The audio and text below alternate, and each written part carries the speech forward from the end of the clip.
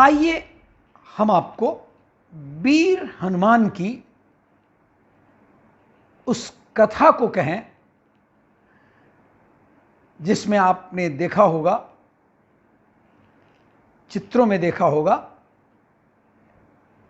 कि पवन-सुत हनुमान जी अपने छाती को फाड़ करके और श्री राम और सीता के को दिखलाते हैं। हुआ क्या था कि राज्याभिषेक के बाद श्री राम ने कार्यक्रम में उपस्थित सभी लोगों को उपहार बांटे, जो लोग भी उस सभा में थे।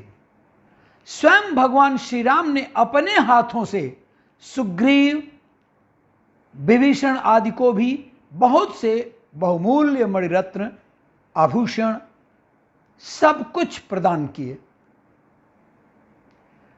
परंतु उन्होंने पता नहीं क्या सोचा कि हनुमान जी को तो कुछ नहीं दिया। अब सभी सभासद सोच रहे थे हुआ क्या, भगवान ने हनुमान को क्यों बुला दिया। भगवान सब समझ बूझ कर ही चुप थे। माता सीता भगवान की लीला का रहस्य समझ रही थी, परंतु ऊपर से हनुमान का महत्व प्रकट करने के लिए उन्होंने एक दूसरी ही लीला रची। क्या लीला थी? अपने कंठ से बहुमूल्य मणियों का हार निकालकर उन्होंने हनुमान को पहना दिया। वाह! सब लोग माता की प्रशंसा करने लगे और हनुमान ने भी बड़े प्रेम से उसको स्वीकार कर लिया। लेकिन यह क्या, हनुमान जी थोड़ा चले, दूर चले और माले के मनकों को दांतों से चबाते हुए तोड़ने लगे। प्रत्येक रत्न को तोड़ते, उसे अच्छी तरह से देखते और फिर फेंक देते। हनुमान जी के ऐसा करने पर लक्ष्मण तो क्रोधित है ही, उनको बहुत बुरा लगा, बहुत क्रोधित हो गए। उन्होंने श्री राम से कहा कि भगवान, माता सीता ने इतने प्यार से अमूल्य रत्नों और मनकों की यह माला हनुमान को दी और वो उस माला को तोड़कर फेंक रहे हैं। भला बताइए, उन्हें इन रत्नों के मूल्य के बारे में नहीं पता कि ये कितने कीमती हैं।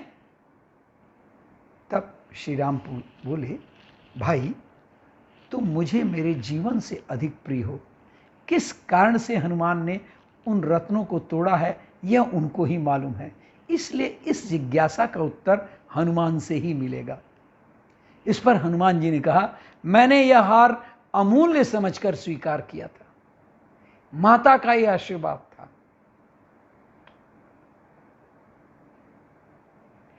परंतु बाद में मैंने पाया कि इसमें कहीं भी राम नाम नहीं है